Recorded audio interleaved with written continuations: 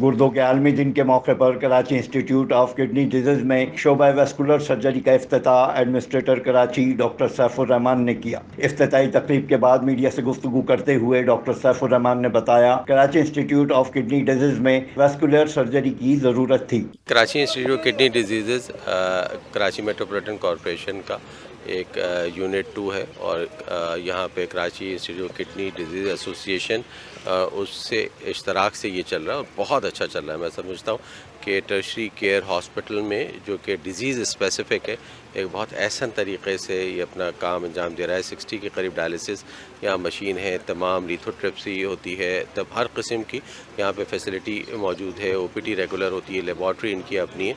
अब उन्होंने vascular surgery के लिए किया है, इससे कि जो डायलिसिस होता है उसमें फिस्टुला की मेंटेनेंस, उसमें ग्राफ्ट को डालना, उसकी जो प्रॉपर यानी सही तरीके से करने के लिए ज़रूरी होता है। न सिर्फ इसके लिए बल्कि दूसरी वेस्कुलर सर्जरीज़।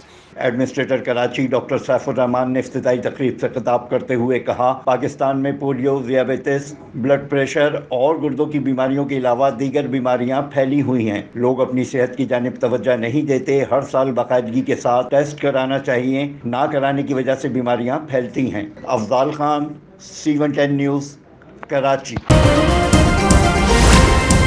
C110 न्यूज़, खबर की असल खबर।